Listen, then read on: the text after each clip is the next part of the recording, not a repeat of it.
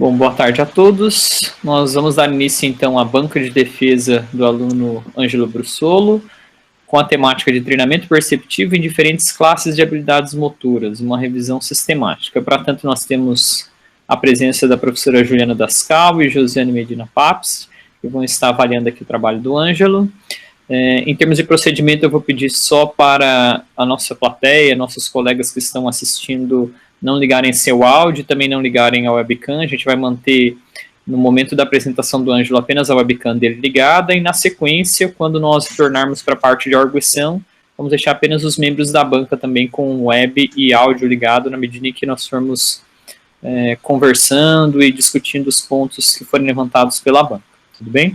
Ângelo, você tem aproximadamente 15, 20 minutos para realizar a sua apresentação, e na sequência a gente vai passar então para o período de arguição juntamente com as nossas colegas que vão estar como membro da banca. Tudo bem? Ângelo, já te passo a palavra e pode ficar à vontade. Primeiramente, boa tarde a todos os presentes, aos membros da banca.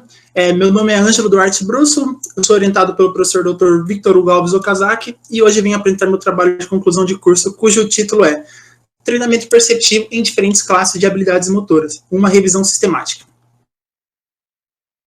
Para o esporte de alto nível, para um bom desempenho, é necessária a interação entre os aspectos físicos, psicológicos e táticos.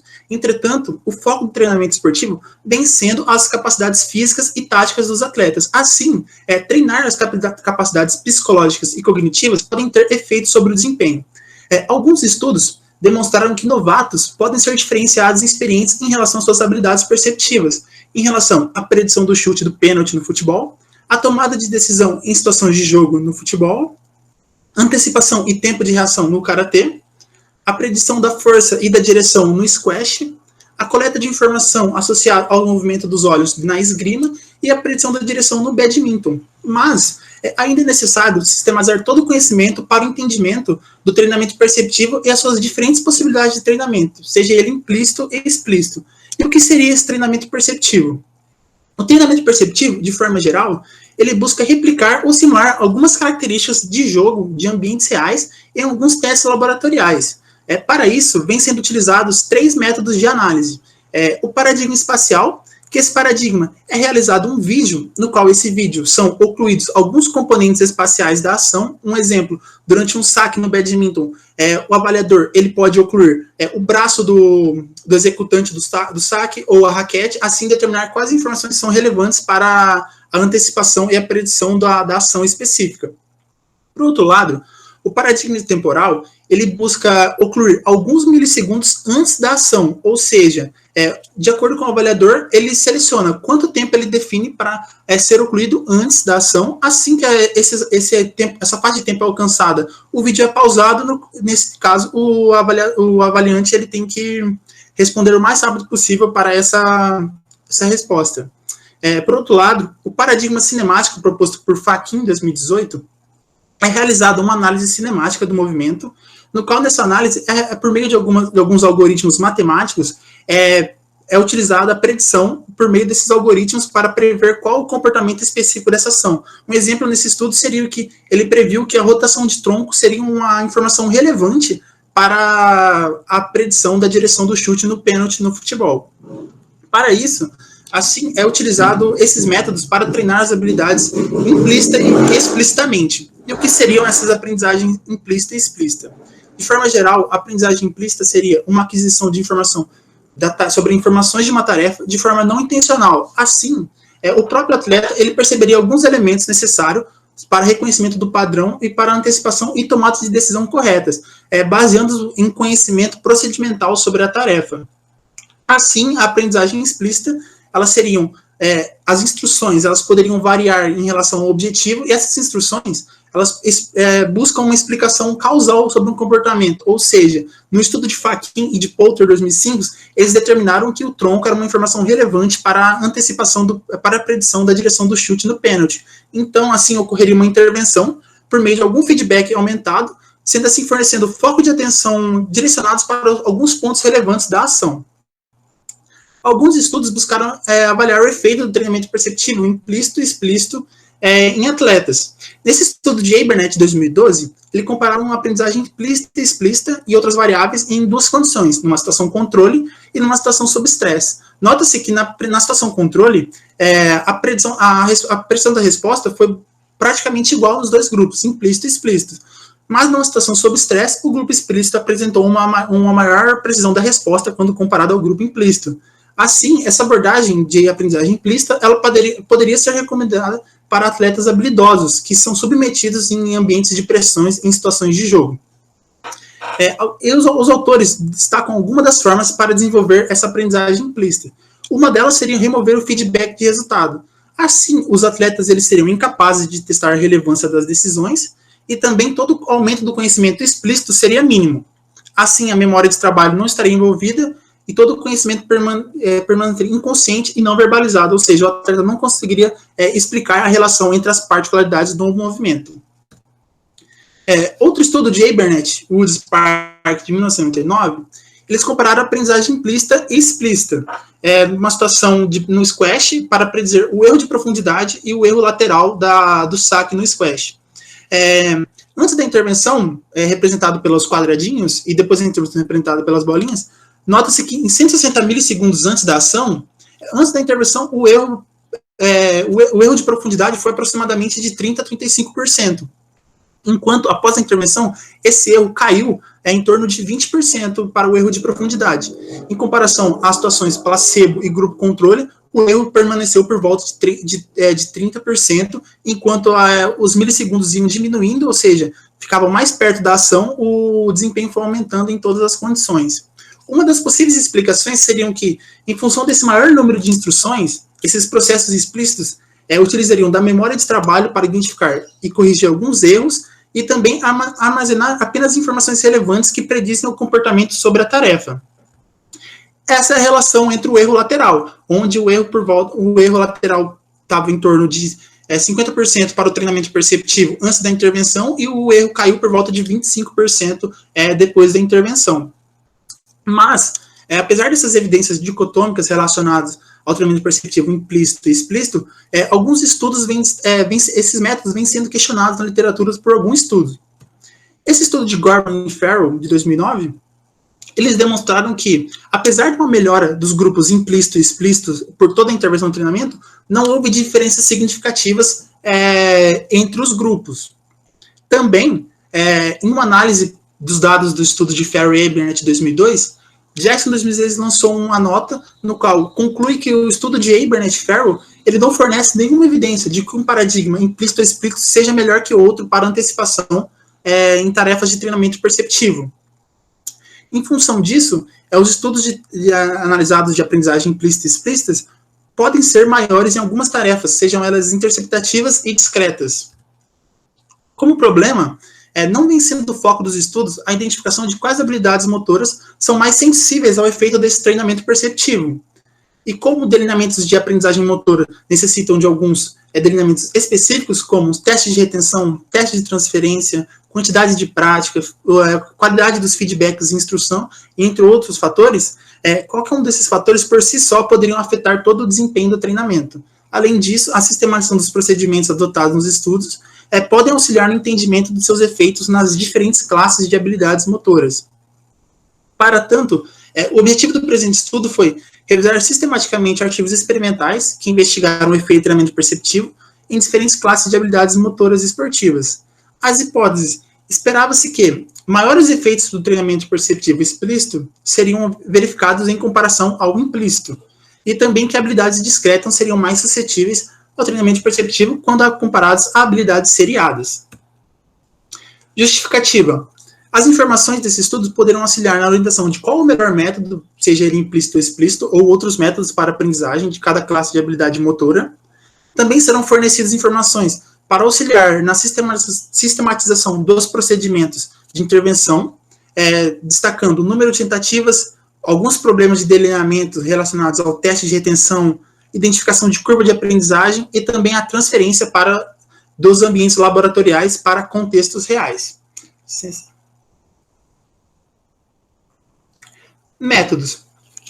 Como critério de inclusão e exclusão, foram selecionados apenas textos completos na língua inglesa revisados por pares, artigos originais publicados entre 2000 e 2020, estudos que investigaram o efeito de treinamento perceptivo e cognitivo na antecipação, tomada de decisão e aquisição de habilidades em esportes coletivos e individuais, estudos que não resultaram em medidas de acurácia, seja ela espacial ou temporal, e estudos que não apresentassem participantes com distúrbios perceptivos.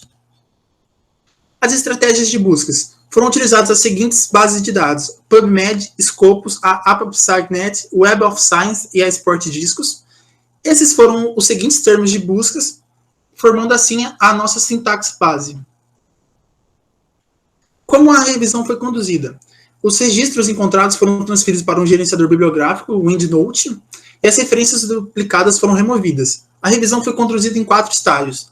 Nesse primeiro estágio, artigos foram selecionados com base na data de publicação, idioma e tipo de publicação. No segundo estágio, títulos e resumos foram avaliados independentemente a partir dos critérios de inclusão e exclusão. No terceiro estágio, os artigos completos foram recuperados e avaliados pela relevância. No estágio final, a lista de referências dos estudos foram lidos na íntegra para inclusão na revisão. Os resultados. Esse é o fluxograma do processo de seleção dos estudos para a revisão.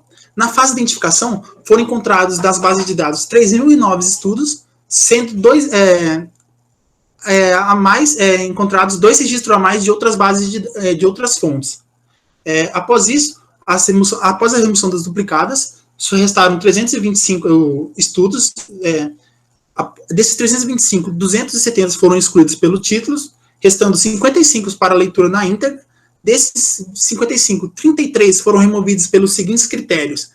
9 estudos compararam novatos e experientes, 11 estudos não utilizaram treinamento perceptivo, 5 estudos não utilizaram intervenções de aprendizagem, 3 eram artigos de revisão, 3 não utilizaram habilidades esportivas, 1 não verificaram efeitos em demandas fisiológicas e 1 não finalizaram o estudo. Assim, restando apenas 22 artigos na revisão. Resultados em relação às características gerais dos estudos e das habilidades motoras. As amostras dos estudos foram constituídas entre praticantes de 10 a 27 anos. As habilidades mais analisadas foram o saque no tênis e no voleibol, a rebatida no softball, cricket, tênis de mesa, no tênis de campo e no hóquei, o pênalti no futebol e no handebol, arremesso no basquete, no beisebol e no handebol, em situações de jogo no basquete e no futebol. Em relação à classificação das habilidades motoras, 5 estudos utilizaram habilidades discretas e fechadas, 3 estudos discretas e abertas, 4 estudos seriadas e abertas. Em relação às intervenções de treinamento perceptivo, 8 estudos compararam o efeito de treinamento perceptivo implícito e explícito, 6 estudos utilizaram apenas treinamento baseado em vídeo, 2 estudos compararam o efeito de treinamento implícito, explícito e por analogia, 2 estudos compararam o efeito do treinamento explícito e analogia, 1 estudo apenas a aprendizagem implícita, outros métodos, 3 estudos utilizando as regras explícitas, descoberta guiada, aprendizagem por descoberta, aprendizagem guiada e não guiada, instrução por regra, descoberta perceptiva guiada e descoberta cognitiva guiada. Em relação às sessões práticas, as sessões práticas variaram entre uma sessão e 18 sessões. O número de tentativas variaram entre 20 e 900 tentativas, e o tempo de práticas variaram entre 6 minutos e 70 minutos. A utilização de tarefas secundárias. 14 estudos utilizaram intervenções com tarefas secundárias e 8 estudos não utilizaram. Essas tarefas seriam tarefas de alta e baixa complexidade, alta e baixa saliência, que seria a quantidade de informação disponível dos estímulos referentes à tarefa, uma tarefa de contagem, desempenho em condição de estresse, a condição de manipulação de ansiedade, era manipulada a ansiedade dos participantes, e uma tarefa de geração de letras aleatórias. As intervenções de retenção basearam em intervenções de retenções de 15 minutos, além de 4 semanas, além de 11 estudos que não realizaram sessões de delineamentos de retenção. Em relação à curva de aprendizagem, 10 estudos apresentaram a curva de aprendizagem e 2 estudos não apresentaram. As medidas de aprendizagem mais utilizadas foram a precisão da resposta e o tempo da resposta. Agora são as principais evidências relacionadas ao efeito de treinamento perceptivo implícito. O estudo de Lola, 2012, demonstrou que o grupo sequencial teve um melhor desempenho no pré e no pós-teste. O estudo de Abernethy, 2012, demonstrou que o grupo implícito teve melhor desempenho do pós-teste para a retenção e do pós-teste para um teste em condição de estresse. O estudo de Gorman demonstrou que não houve diferença entre os grupos, apesar das melhoras entre o grupo implícito e explícito. Seguindo no treinamento perceptivo implícito, Farrell 2002 demonstraram melhor desempenho no pré-teste para o grupo implícito. Navarro 2018 demonstraram que o grupo implícito teve um melhor desempenho em baixa saliência. E estudo de Votsis 2009 demonstraram que o desempenho foi semelhante em baixa complexidade. Em relação agora ao treinamento perceptivo explícito. Estudo de Tanaka, 2011, demonstrou que o grupo explícito melhorou o tempo de resposta para os pós-teste 1 e 2, além de uma melhora na precisão da resposta em comparação ao grupo implícito. O estudo de Poulter, 2005, demonstrou que não houve diferenças para a predição da direção do pré ao pós-teste. Além disso, o grupo explícito melhorou para a predição horizontal do pênalti em comparação aos outros grupos. O estudo de Burnett, 2012, demonstrou que o grupo explícito teve melhor desempenho quando comparado ao grupo de dicas verbais. O estudo de Votsis, 2012, demonstrou que o grupo explícito foi melhor em condições de alta complexidade. O estudo de Gorman demonstrou que não houve diferença entre os grupos. O estudo de Chaffee de 2012 demonstrou que não houve diferença no pré-teste, entretanto, o grupo explícito foi melhor em comparação ao grupo controle. Os efeitos do treinamento baseado em vídeo. No primeiro estudo, a precisão da resposta do grupo baseado em vídeo foi melhor. O desempenho em lances enganosos, ou seja, lances com finta do arremesso do 7 metros no handball, foi menor quando comparado a lances não enganosos. O estudo de Brenton, 2019, demonstrou que o desempenho do grupo de treinamento perceptivo baseado em vídeo melhorou no pós-teste, para as condições de oclusão temporal e no teste de transferências. O estudo de Hopwood, 2011, demonstrou que o grupo de treinamento baseado em vídeo foi melhor quando comparado ao grupo controle no pós-teste. Além disso, o grupo de treinamento melhorou seu desempenho em um teste de transferência de campo. O estudo de Nimmerst, de 2015, demonstrou que o grupo de treinamento baseado em vídeo melhorou o tempo de resposta e o número de decisões bem-sucedidas. Gabbett, de 2007, demonstrou que o desempenho da precisão da decisão do grupo de treinamento perceptivo foi melhor em laboratório e em um teste de campo. Miller, 2017, evidenciou que não foi encontradas diferenças entre os grupos, apenas diferenças individuais entre os participantes. E também não houve diferença entre a precisão da resposta no teste de transferência e no teste de retenção. Estudos que compararam o efeito do treinamento perceptivo por analogia. Liao, 2001, demonstrou que o grupo por analogia e implícito melhoraram na precisão do teste de transferência para o teste de retenção. Tzetes, de 2014, demonstrou que o grupo por analogia melhorou seu tempo de resposta do pré para o pós-teste. Além disso, que o grupo por analogia foi mais rápido quando comparado ao grupo implícito na retenção. Capio, 2020, demonstrou que o grupo por analogia novato melhorou o desempenho de rebatidas do pré ao pós-teste. Lan, 2009, demonstrou que o desempenho do arremesso foi melhor no dia 3 em comparação ao dia 1 e 2, e também não foram encontradas diferenças em relação ao padrão de movimento. Então, o desempenho durante o teste de transferência foi pior quando comparado ao primeiro e ao segundo teste de retenção. Estudos que analisaram o treinamento perceptivo através de outros métodos. No estudo de Hill, o grupo de treinamento perceptivo guiado ele foi mais preciso no pós-teste e na retenção. O grupo de treinamento perceptivo não guiado demonstrou uma melhora do pré-teste para a retenção. Smithon, 2005, demonstrou que não foram observadas diferenças entre os grupos explícitos, descoberta guiada e por descoberta. Os grupos reduziram o tempo de decisão em um teste de campo, mas sem diferenças estatísticas. Não foram encontradas diferenças também para a precisão da resposta. Estudo de Rabi, de 2009, informou que o grupo instruído por regra foi superior na qualidade da decisão quando comparado ao grupo descoberta perceptiva guiada e descoberta cognitiva guiada, no pós-teste e na retenção. Além de que o grupo descoberta cognitiva guiada, instruído por regra, foram mais rápidos quando comparado ao grupo descoberta perceptiva guiada no pós-teste. Assim, o presente estudo buscou avaliar o efeito treinamento perceptivo em relação à classificação da habilidade motora, seja ela pela imprevisibilidade do ambiente, seja ela aberta ou fechada, em relação à organização da tarefa, discreta e seriada, em comparação aos métodos de treinamento perceptivo, implícito, explícito, analogia, baseado em vídeo e outros métodos. Os resultados dos estudos experimentais, eles demonstraram que o treinamento perceptivo ele pode demonstrar efeitos positivos, independente da classe da habilidade motora analisada, sendo assim refutando a hipótese inicial do estudo. Em relação à classificação das habilidades motoras, poucos estudos utilizaram habilidades seriadas e abertas, 4 estudos. Essas habilidades elas demandariam sessões de práticas e testes mais difíceis de ser organizadas, em função de uma alta complexidade, ou seja, o número maior de elementos a serem organizados para a tarefa, e uma alta influência ambiental relacionada ao número de capacidades, ao número de respostas disponíveis para a sequência das habilidades. Um exemplo seria a bandeja do basquetebol nesse GIF à esquerda. Nota-se que há um componente de organização muito grande em relação a driblar a bola, fintar o adversário, e também o próprio ato de ir para a bandeja, e também uma alta influência ambiental em relação às respostas dos adversários e dos próprios companheiros de equipe. Mas as habilidades motoras, treinar as habilidades motoras seriadas, elas podem ser importantes em muitos contextos, seja eles esportivos ou domésticos, sendo também necessário mais estudos que contemplem essa classe de habilidade motora. Em relação à comparação dos métodos de treinamento perceptivo, estudos que compararam um efeito de treinamento perceptivo de aprendizagem implícita e explícita.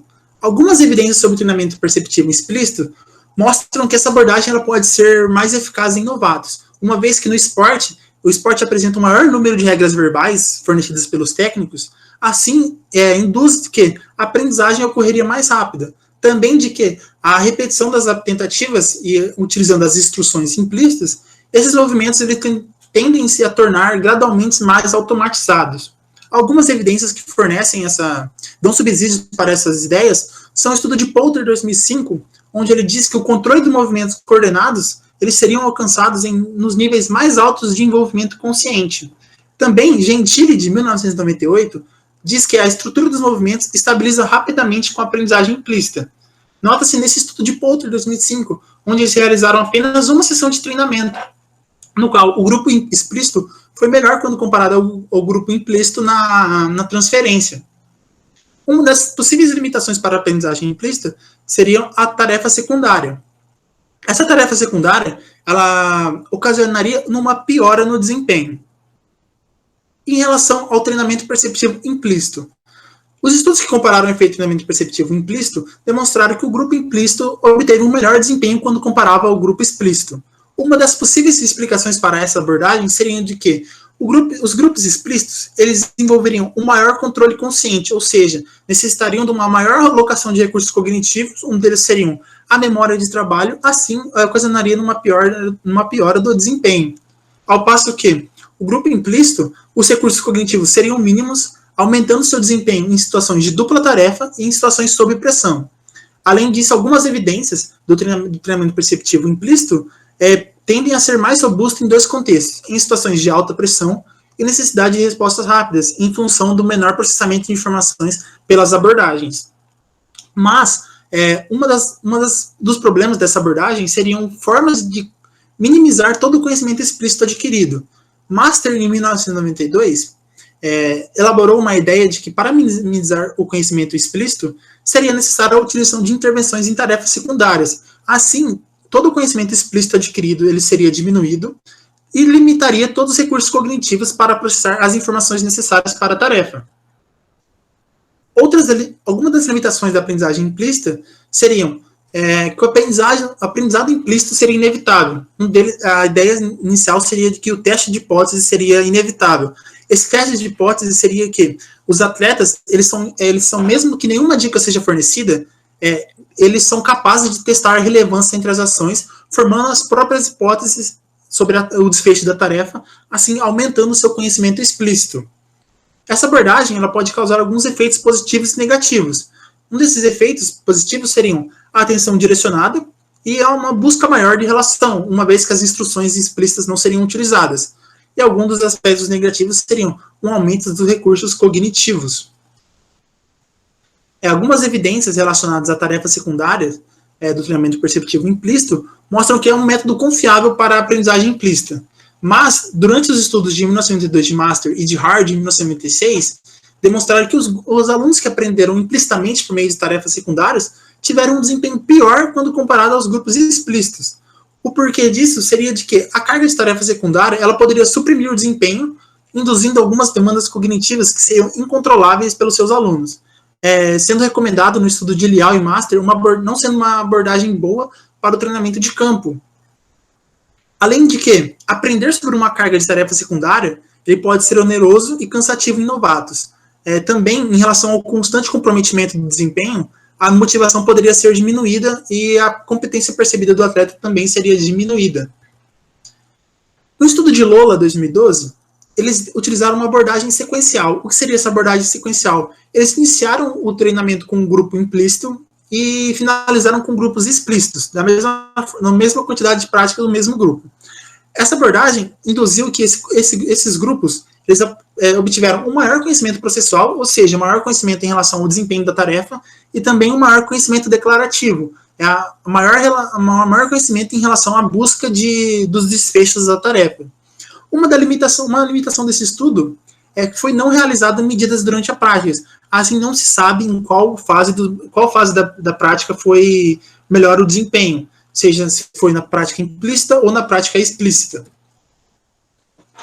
Em relação às evidências, em apenas um estudo não foi encontrada diferença entre os métodos implícito e explícito. Uma das possíveis explicações seria a falta de fidelidade do teste. Como esses testes de treinamento perceptivo implícito eles são baseados em laboratórios, seria necessário uma semelhança entre essa tarefa que seria simulada em laboratório com a tarefa do ambiente real, ou a tarefa critério. Essa forma dependeria do indivíduo, porque a simulação ela pode parecer real, mas o participante ele poderia falhar em perceber essa situação como uma situação real. Também, quanto maior o nível de experiência do atleta, mais sintonizado com uma tarefa em um jogo normal ele está. Assim, esses indivíduos eles requeram um nível mais alto de fidelidade do teste para realmente se tornarem imersos na tarefa. Estudos que compararam o efeito da aprendizagem implícita, explícita e por analogia. Eles demonstraram que o grupo por analogia obtiveram um melhor desempenho quando comparado aos grupos implícitos e explícitos.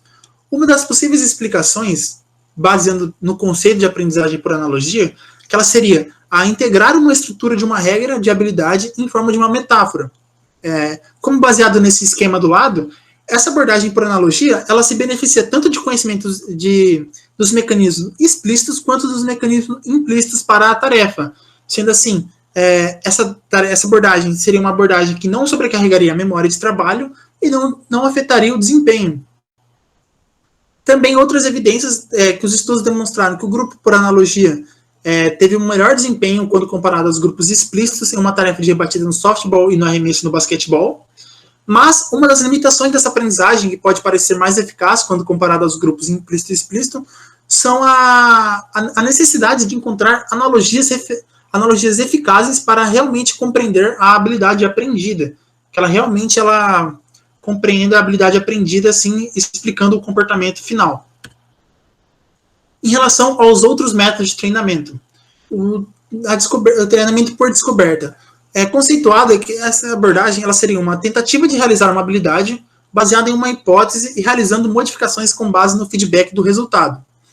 Descoberta guiada e não guiada, ela seria o fornecimento de instruções que auxiliam na busca de informações, enquanto a descoberta não guiada ela denota a ausência de tal instrução. A descoberta perceptiva guiada, ela direciona para algumas informações específicas, ensinando onde olhar para obter informações relevantes, para selecionar e executar um movimento apropriado. A descoberta cognitiva guiada, ela fornece conhecimentos explícitos, onde são instruídos a descobrir as regras que definem a estrutura da tarefa, encorajando os praticantes a resolverem problemas estabelecidos. Algumas das evidências demonstraram que o grupo de instrução por regras, no estudo de Rabi, demonstrou que o grupo de instrução por regra obtiveram uma melhora na qualidade da decisão, o grupo de descoberta cognitiva guiada tiveram uma melhora no tempo de decisão, e o grupo de descoberta perceptiva guiada relataram um aumento no conhecimento verbal. Uma das possíveis explicações seriam que a orientação para as principais informações cinemáticas e estratégias foi um fator-chave para melhorar o desempenho antecipatório. Então, as orientações, sejam elas cinemáticas ou não cinemáticas, elas podem auxiliar no desempenho antecipatório de atletas. Outras evidências demonstraram que as instruções instruídas por regras foram superiores do que os grupos de descoberta cognitiva guiada e descoberta perceptiva guiada. Os grupos instruídos por regras, descoberta guiada e descoberta, tiveram um tempo de decisões mais rápidos. Mas esses resultados são resultados inconsistentes baseados em algumas pesquisas anteriores, não verificando não verificando diferenças em relação ao tipo de instrução. Também de que o grupo de treinamento perceptivo guiado ele seria melhor quando comparado ao grupo de treinamento perceptivo não guiado, no pós-teste quanto na retenção, e tanto a instrução quanto a orientação, elas podem possuir efeitos benéficos para o desempenho da tarefa. Esses resultados poderiam apoiar que algumas formas de treinamento perceptivo seriam mais efetivas que outras. Os efeitos do treinamento perceptivo baseado em vídeo. Nessa abordagem, é realizada simulações de vídeo, no qual busca desenvolver a capacidade de compreender o significado das dicas disponíveis. Nessa abordagem, ela envolve uma filmagem da perspectiva do jogador, sendo editada ou ocluída, seja ela espacialmente ou temporalmente, com o objetivo de prever a direção final dessa ação. Algumas evidências de que há melhora da velocidade e da precisão da resposta após a exposição repetida a esse tipo de treinamento, mas também falta evidências para transferências em contextos reais. Algumas das outras evidências são que o treinamento perceptivo pode possuir efeitos imediatos para o desempenho, também transferidos para o ambiente de campo a curto prazo. Apesar também de uma melhora do desempenho de aquisição, o desempenho na retenção demonstraram que o efeito de treinamento eles podem ser reversíveis caso não sejam treinados com frequência. O estudo de Miller, 2017, demonstrou que não houve efeito de grupo, mas houve efeitos individuais, que esse desempenho de goleiros de alto nível de rocks ele não seria linear. Então, a relação entre volume e prática e o número de amostras podem ter afetado os resultados desse estudo. Algumas características em comum em relação à prática dos treinamentos baseados em vídeo é a relação entre o volume maior de prática, a utilização de retenção, maior número de tentativas e transferências para contextos reais. Todas essas características devem ser consideradas em estudos futuros, pois elas podem afetar as conclusões acerca da aprendizagem em relação a todos os métodos de treinamento utilizados. Agora, as evidências sobre as estruturas da prática. Em relação às estruturas da prática, o número total de tentativas, elas seriam uma variável importante para entender a aquisição de novas habilidades motoras. Como foi evidenciado aqui no estudo de Poulter de uma sessão e no estudo de Hopwood de 18 sessões, como nas tentativas e de 20 tentativas a 900 tentativas, apesar de todas essas variações de práticas, foram verificados efeitos positivos. E também em estudos que não demonstraram esses efeitos, foi evidenciado que era necessário verificar todo o volume de prática. Outra estrutura que pode afetar a prática é em relação à complexidade. Uma vez que habilidades com menos organização, elas seriam habilidades que demandariam um menor processamento de informações, ou seja, elas seriam menos complexas, portanto, elas seriam utilizadas um menor número de tentativas. Enquanto habilidades com mais organização seriam habilidades mais complexas, que demandariam um maior processamento de informações, um número maior de tentativas seria recomendado. E também é recomendado sessões de treinamento que repliquem condições de demandas perceptivas presentes no ambiente competitivo real, não fique só apenas em condições laboratoriais. Outro aspecto que pode afetar o desempenho dessas abordagens de treinamento seria a experiência do atleta, sendo dividida em experiência geral e experiência específica. A experiência geral, ela compreenderia o acúmulo de conhecimento sobre a modalidade testada, ou seja, os anos de práticas que o atleta tem naquela modalidade. Sendo assim, a fidelidade do teste, como citado anteriormente, seria um fator preponderante para afetar o treinamento nessa variável, bem como também a experiência específica, que seria o acúmulo do conhecimento sobre a tarefa testada, ou seja, uma maior familiarização sobre a tarefa.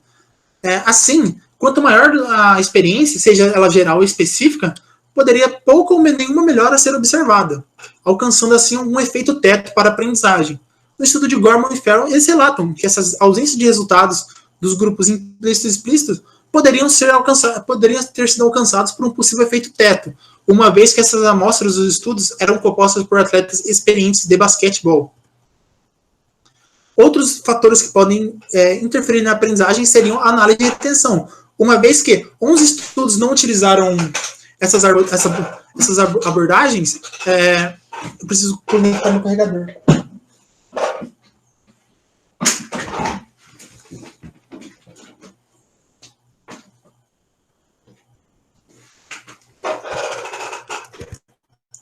Essas abordagens, elas seriam relevantes, né, para determinar se a melhora inicial ela manteria a médio a longo prazo, sem a necessidade de prática adicional. Além disso, esses delineamentos de retenção, eles minimizariam a confusão sobre um possível efeito agudo com efeito crônico dessas habilidades. Também, outro fator que pode interferir na aprendizagem seria a análise de transferência. Essa análise de transferência seria a utilização da experiência adquirida na tarefa no desempenho de uma nova habilidade ou em novo contexto. Então, as transferências analisadas foram vídeo conclusão em teste de campo, jogo simulado e testes com dupla tarefa, além de testes em condições de estresse e ansiedade. Em relação à curva de aprendizagem, em relação aos estudos que demonstraram a curva de aprendizagem ela seria necessária para verificar se houve uma melhora ou uma estabilização do desempenho. Esses fatores seriam indicadores de que o número de práticas foram suficientes para proporcionar um melhor desempenho. Nesse estudo de Lam, nota-se que a partir do primeiro bloco de prática, houve uma melhora no seu desempenho, sendo estabilizado, uma estabilização da curva a partir do terceiro dia. Ou seja, no terceiro bloco de prática, a aprendizagem estabilizou. Então, caso essa prática seja interrompida, ela poderia ocasionar não a retenção sem muito comprometimento no desempenho, como foi demonstrado na retenção no dia 4. Outra análise pouco explorada é em relação à análise do padrão de movimento. Uma vez que jogadores habilidosos apresentam uma variabilidade interindividual maior, quando comparado a novatos, em relação ao maior ângulo de liberação da bola, maior amplitude dos movimentos das articulações, também acredita-se que a variabilidade do movimento ela tende a diminuir em função da prática. Nesse estudo de Lam, ele demonstrou as evidências em relação às instruções explícitas e por analogia na cinemática do arremesso do basquetebol, mas não foram encontradas diferenças entre as instruções sobre a cinemática do arremesso. Algumas das limitações entre as abordagens e treinamentos seriam entre os paradigmas utilizados e as dicas utilizadas. Uma pergunta que se faz é como realmente saber se essas dicas explícitas elas poderiam predizer um comportamento, uma vez que essas dicas elas seriam fornecidas apenas por técnicos experientes ou de algumas informações retiradas da literatura, bem como limitações relacionadas aos paradigmas temporais e espaciais. No paradigma temporal, como é ocluído alguns milissegundos antes da ação, ele apenas forneceria algumas informações sobre o tempo que o praticante ele consegue realizar a tomada de decisão, não buscando relação entre antecipação e tomada de decisão. Ao passo que as limitações da abordagem espacial, do paradigma espacial, essas informações, as informações ocluídas espacialmente, elas podem auxiliar no desempenho, mas essas informações elas não necessariamente refletem a organização do movimento para predizer um comportamento. Então, essas abordagens elas podem sofrer viés relacionados a quem elaborou o protocolo ou ao avaliador. Essas abordagens também são limitadas à experiência dos atletas, mas um método eficaz para essa análise é o paradigma cinemático proposto por Faquin. Como é realizada uma análise biomecânica e algoritmos matemáticos para predizer o comportamento, essa análise ela forneceria algumas informações precisas para o desfecho, podendo ser também um método mais efetivo. De forma geral, um resumo sobre o trabalho é que o treinamento perceptivo ele pode trazer uma melhora no desempenho, entretanto não foi verificado se um método é mais efetivo que o outro. Também se faz necessário pensar se as intervenções elas estão sendo bem estruturadas em relação ao número de prática, tempo de prática, análise de transferências e retenções, e também algumas limitações relacionadas às instruções, que geralmente são fornecidas por técnicas, e também relacionadas ao paradigma utilizado, sendo o paradigma cinemático mais recomendado. Não foi encontrada relação entre a classificação da habilidade motora, sendo necessário mais estudos com habilidades cíclicas. Conclusão. Com isso, conclui-se que o treinamento perceptivo demonstrou ser eficiente para o treinamento da antecipação, tomada de decisão, independente da classificação da habilidade. O método implícito, ele possui algumas características relacionadas a uma menor carga de processamento de informações, além do desempenho robusto sobre condições de estresse. O método explícito, ele seria mais recomendado em inexperientes, em função das regras verbais utilizadas, e a aprendizagem poderia ocorrer de forma mais rápida. Também a aprendizagem por analogia, ela poderia promover benefícios relacionados à aprendizagem implícita quanto à aprendizagem explícita. Também conclui-se que treinadores devem criar situações de treino com o objetivo de desenvolver as habilidades perceptivas nos atletas, sendo sugeridos estudos futuros e realizem intervenções para verificar o efeito do treinamento perceptivo em algumas habilidades seriadas e cíclicas, além de estudos que analisam o desempenho em relação ao padrão de movimento analisado. É isso, obrigado pela atenção.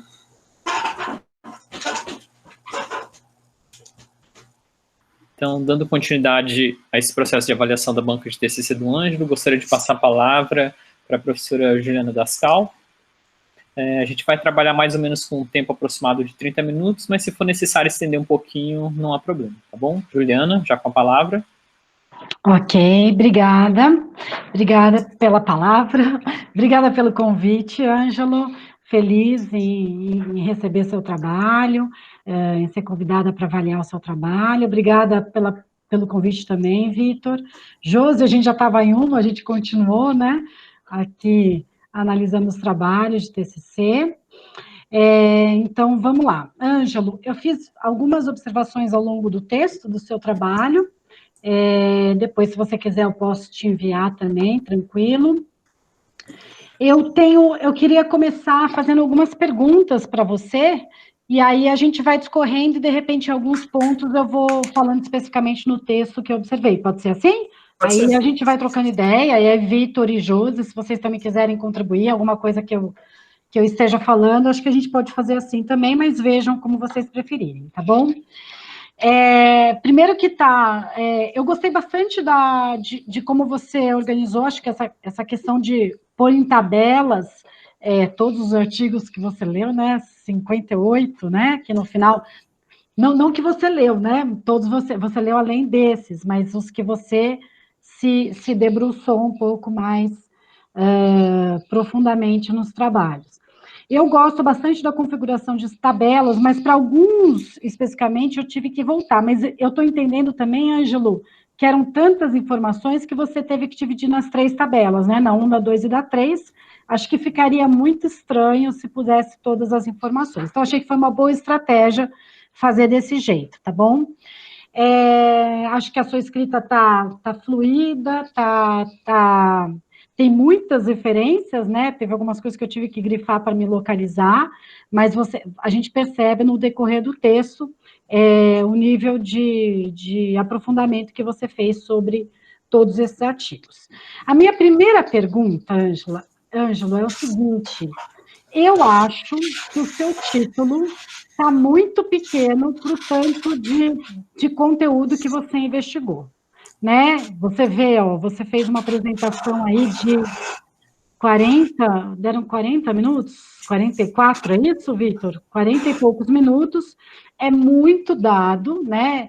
E eu acho, eu não sei se é essa palavra, tá? Mas eu acho que talvez seja injusto, eu não sei se é essa palavra, você colocar como título treinamento perceptivo em diferentes classes de habilidades motoras, né? De habilidade motora. Porque, na verdade, você fez uma análise do treinamento perceptivo sobre diferentes dimensões. E eu não sei, eu estou aqui colocando uma problemática minha. Eu tentei pensar em diferentes títulos que pudessem dar conta do que você estudou. E eu não sei qual seria a prioridade, tá? Para mim, ficou bastante forte a questão do treinamento implícito e explícito. Ficou bem forte as questões que você falou de parâmetros espaciais, temporais, mas também agora as comparações que você traz, inclusive do nível de experiência, também são importantes. Então, eu não sei como que poderia fazer para que a gente desse conta disso, porque, na verdade, a classe da habilidade motora foi um pedacinho. Então, eu acho que a gente poderia tentar encontrar, refletindo juntos, por isso que até eu falei Vitor e Josi, se vocês puderem auxiliar, pelo menos do meu ponto de vista, eu achei que é pouco colocar um título assim. Eu sei que nas palavras-chave pode se colocar, né, e aí você colocou palavras-chave que abarquem, mas eu não sei se uma pessoa que esteja buscando tudo que você investigou, se jogar lá no título, ela vai conseguir achar o seu trabalho. Você entendeu? Porque eu estou entendendo que você vai publicar e esse título não me contentou, né? porque não abarca tudo que você fez. Então, eu não sei se colocar, de uma maneira geral, treinamento perceptivo para... E aí eu pensei, mas aí seria muito geral, para modalidades esportivas, tomada de decisão, antecipação, nível de experiência, mas aí vira um titulozão, né? Mas, enfim, gostaria de colocar isso, não sei se vocês discutiram, penso que vocês já discutiram isso no grupo Estudo, né, que vocês fazem, as reuniões, as prévias. Não sei se vocês já delinearam um caminho ou se esse caminho foi porque não deu conta de abarcar tudo que vocês fizeram. Então, realmente, professora, pensando por esse lado, eu havia pensado nisso antes, porque realmente a parte do título que contempla a parte de classificação de habilidade motora, ela ficou muito breve. Mas quando a gente foi escrevendo, a gente foi destacando outros problemas dessa abordagem, que foi citado ao longo do trabalho. A experiência, o nível de fidelidade do teste, as análises de retenção e transferência. Então, realmente, pensar num título que abarcasse todas essas variáveis, né, que por si só já influenciariam o efeito treinamento perceptivo e não só as classes de habilidades motoras, ficaria algo muito complexo e a gente não soube chegar no meio termo para contemplar todas essas variáveis, né?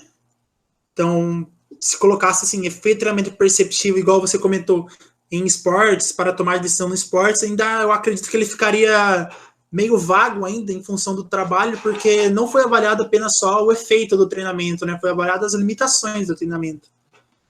Então, realmente essa parte ficou meio vaga, assim, não meio vaga, mas incompleta no trabalho, né? Um título que abarcasse todas as variáveis que foram analisadas no estudo. Tá. Eu não sei, eu não consegui chegar num ponto que eu te desse um título. Eu acho que, assim, ouvindo depois a Josi, se a gente pudesse pensar junto, porque eu acho que a gente tem que ser no título, tem que ser um título não muito grande, mas como o seu trabalho não foi pequeno, né? Então, fica difícil colocar tudo. Eu só acho que treinamento perceptivo, como tá, treinamento perceptivo para a classe de ações, para essa classe de ação de habilidades, eu não sei se para a classe de habilidade, gente, desculpa, é que eu estou aqui já no meu outro ponto, eu não estou lendo o seu título, mas para mim não foi suficiente, tá bom, Ângelo? Mas eu acho que eu posso, ao longo do texto, do tempo, se eu conseguir vir aqui e pensar em alguma coisa, eu também me proponho a te ajudar, tá bom? Mas eu achei que isso já tinha sido discutido e que vocês já estavam pensando em outras possibilidades, porque eu sei que quando o aluno entrega o trabalho, depois apresenta, isso vai sendo revisto. Mas é uma colocação que eu achei importante fazer, tá bom? Professora, deixa eu só fazer um comentário. A ideia desse título, ela partiu de que as evidências do treinamento perceptivo das revisões relacionadas ao treinamento perceptivo, eles tendem muito a demonstrar sobre os efeitos do treinamento, né? Qual treinamento é mais efetivo, qual os métodos mais efetivos. Então, a ideia principal desse trabalho seria disso aí, destacar quais seriam as classes mais importantes, né, mais suscetíveis ao treinamento, a fim de otimizar esse treinamento, né? Aí, com isso, também destacar as limitações. Então, a gente até comentou, assim, que seria uma proposta meio que única, assim, né? Porque nenhum estudo que até agora eu li, ele destaca o foco para as classificações das habilidades, né? Mas sim só para o treinamento. Então, realmente, professora, essa parte do título, eu quis dar mais foco para a classificação de habilidade motora, porque eu acho que é o que traz de original no trabalho.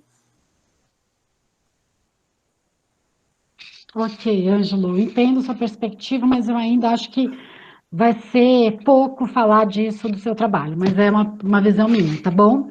Mas eu acho que se esse é o caminho que vocês estão achando que é possível, ok, tá bom? É só uma colocação, porque a hora que eu leio o trabalho, eu falo, nossa, mas é muito mais que isso, tá bom? Mas tranquilo.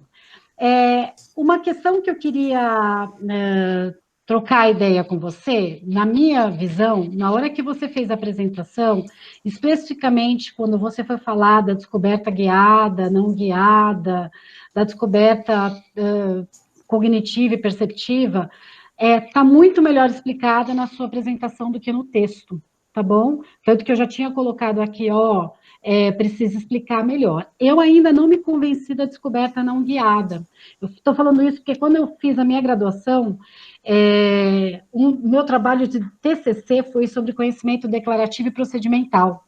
E a gente trabalhou com essas questões de exploração, descoberta guiada, e essa descoberta guiada, pela explicação que você deu, eu até tentei procurar outras explicações, porque você fala que somente não tem instrução, mas se você está pensando no indivíduo aprender sem fornecer instrução, como ela se daria? Essa é a minha pergunta.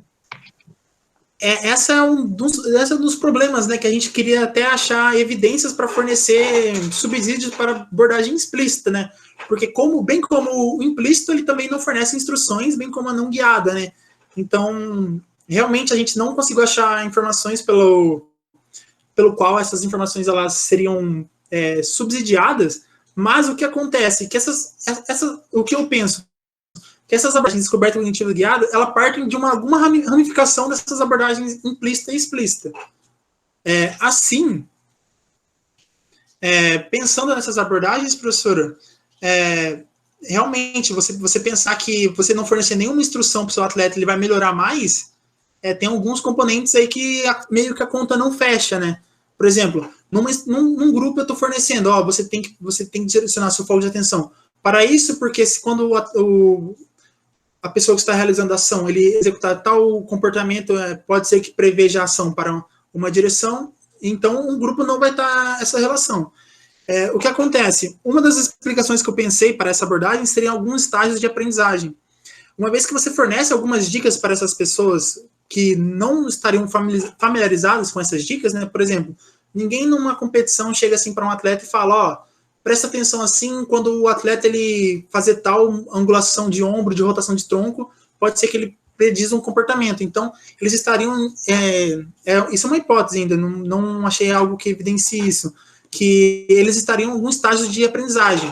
Então, como essas aprendizagens, eles estariam no estágio ainda cognitivo, porque eles estariam pensando nas dicas e na relação das dicas. Então, eu acredito que uma das possíveis explicações para que seja uma piora na aprendizagem das descobertas, seja elas guiadas, explícitos, aprendizagem por descoberta, elas seriam essa parte dos estágios de aprendizagem, né? Enquanto um não é comprometido em nenhum estágio, ele continuaria no estágio normal, então no estágio que ele está, e o outro estaria no estágio cognitivo, onde eles teriam que pensar na relação entre as dicas, né?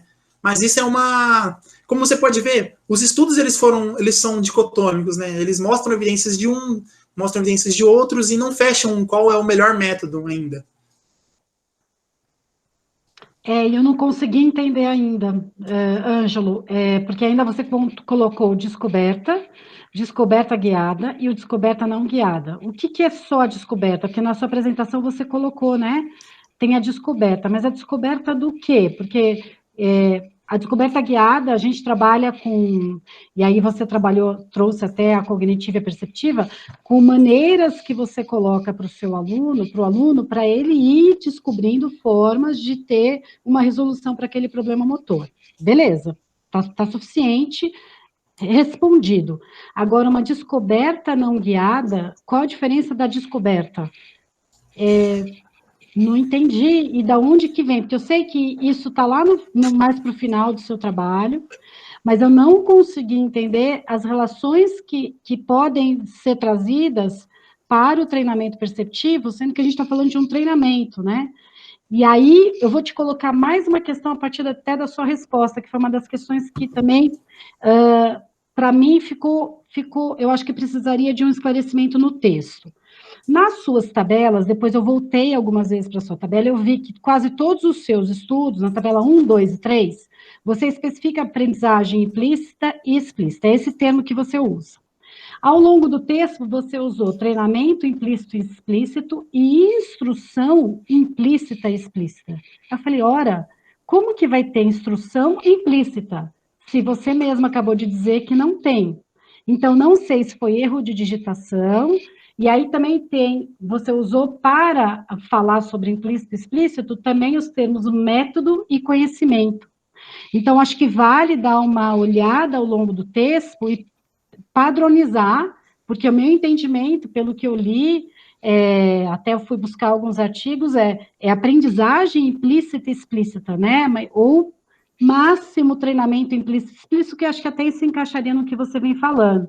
Mas eu acho que é importante, já que você até já disse isso na minha resposta, né? Na segunda pergunta que eu te fiz, mas deixar claro esses termos, tá? Porque eu vejo que, assim,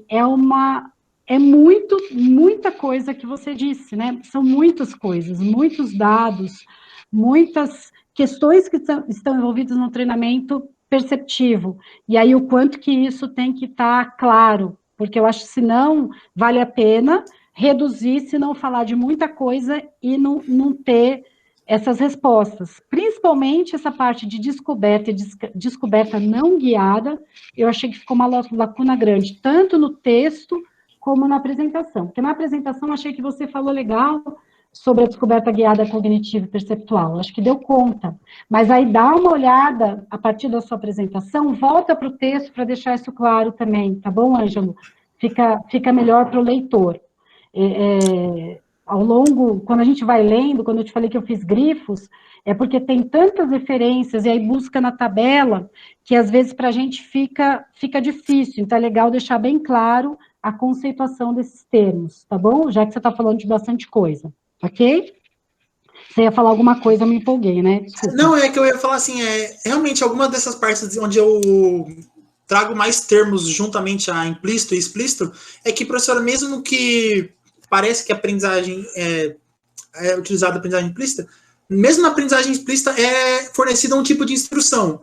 Não é relacionada à instrução principal da tarefa, mas realmente os avaliadores, eles instruem ao praticante a uma ação. Um exemplo, num estudo com voleibol, que eu não lembro qual era, que eles teriam que predizer a direção do saque, eles davam uma instrução. Essa instrução seria que eles teriam que predizer a velocidade da bola, entendeu? Mesmo que nenhuma instrução direta ou explícita seja dada, uma instrução for fornecida, uma instrução implícita for fornecida, que é para tirar o foco de atenção da tarefa principal, né, que seria antecipar a bola. Mas realmente, professor, se você disse que tem vários termos de aprendizagem implícita assim no texto, eu acredito que foi um erro de digitação, ou talvez eu coloquei para dar sentido na frase, assim, talvez.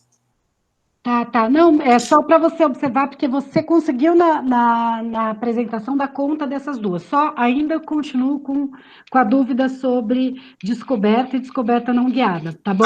Então, sobre a descoberta, a aprendizagem por descoberta, diferente da descoberta não guiada, a descoberta ela parte de uma hipótese inicial. E nessa descoberta, ela pode ser realizado algum conhecimento de resultado, ela pode dar um feedback de conhecimento de resultado. A descoberta guiada, não. Ela seria uma abordagem no qual não é fornecida nenhuma instrução.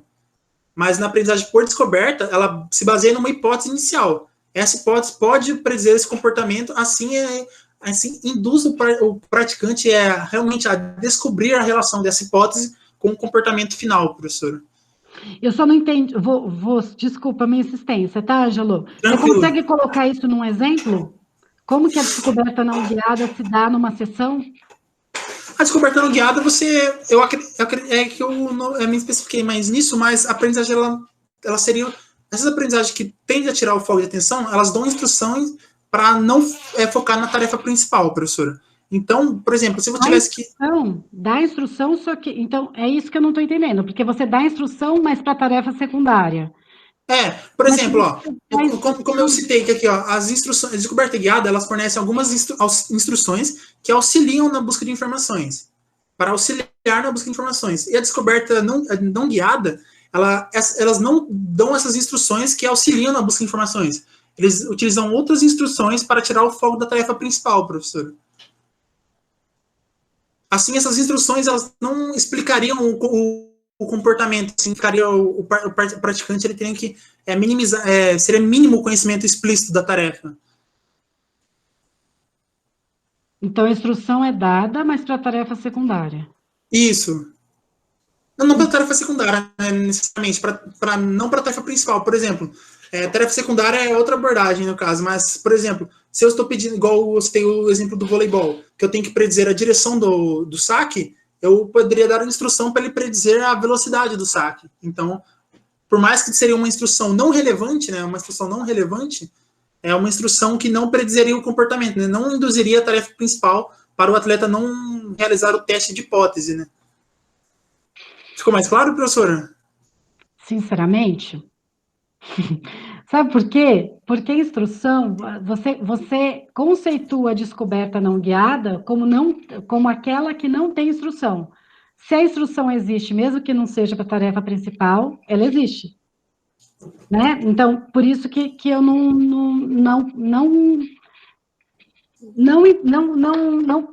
sei, não entendi. Eu acho que pode ter sido um erro, talvez, de digitação, mas o que eu quis passar com essa mensagem é que ele denota da ausência da instrução que influenciaria na informação para a tarefa.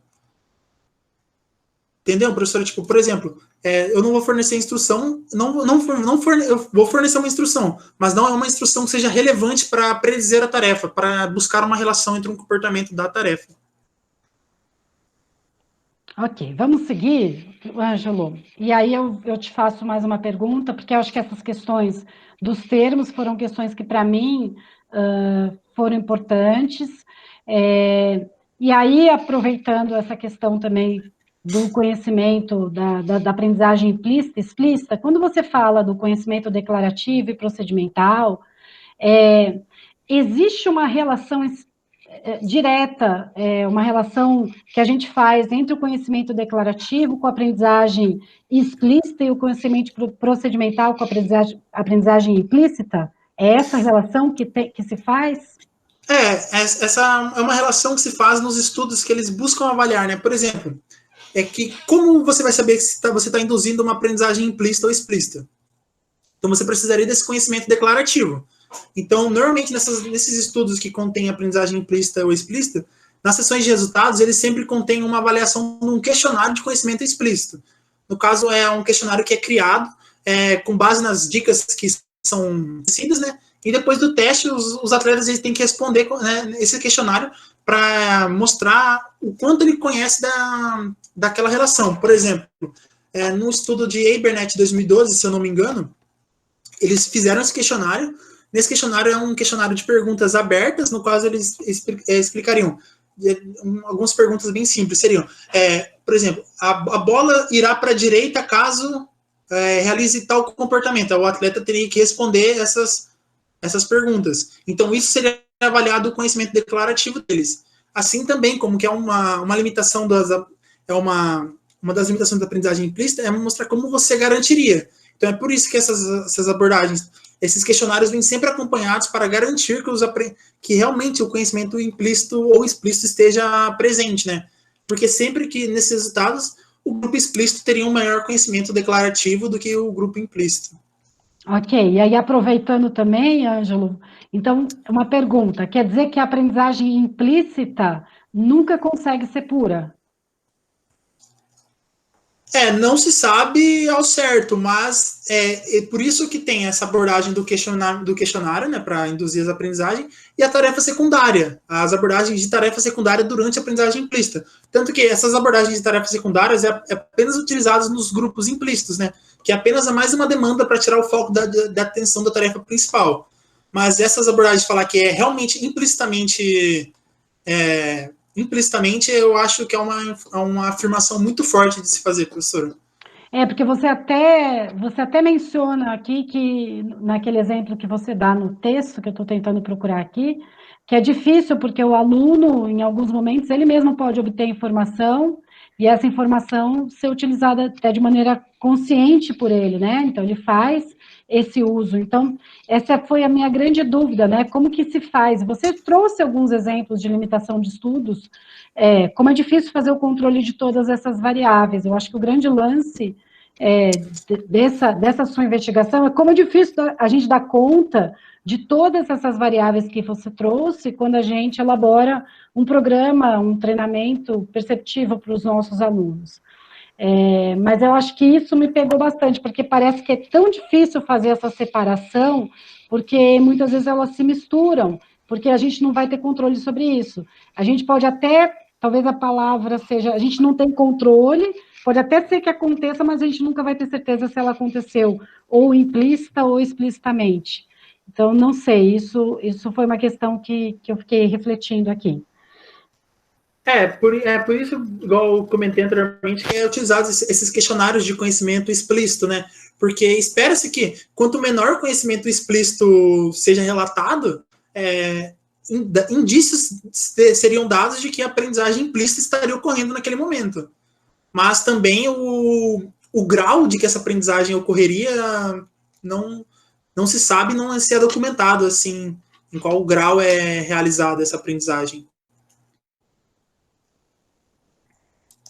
Ok, Ângelo. Outra questão que eu queria te fazer, espera um pouco que eu estou indo e voltando no texto para tentar te perguntar. Quando você fala do treinamento por analogia, e aí essa é uma questão minha, tá, Ângelo?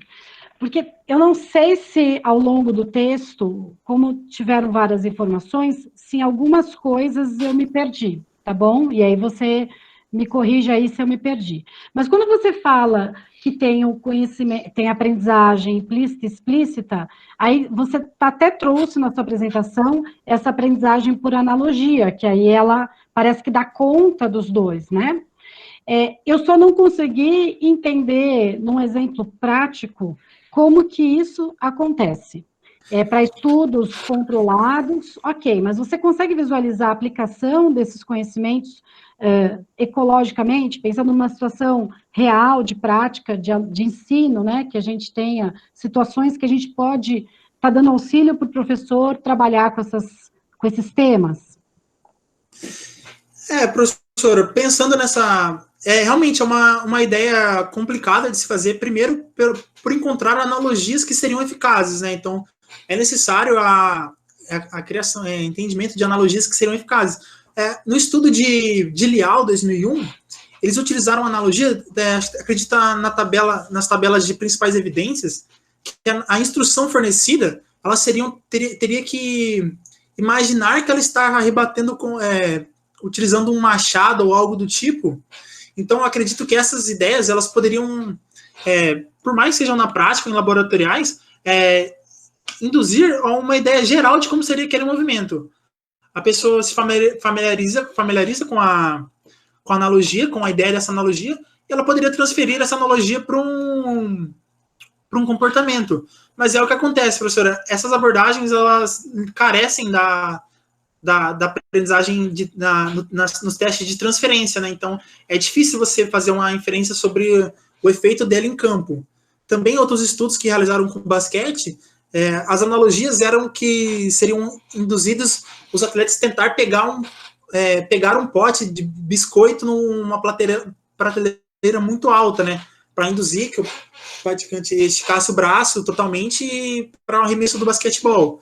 Então, acredito que para uma ideia geral do movimento, assim, obviamente que mais informações teriam que ser necessárias, eu acredito que elas poderiam ser utilizadas, assim, em ambientes para, principalmente com novatos, assim, que não entendem muito bem da estrutura do movimento geral.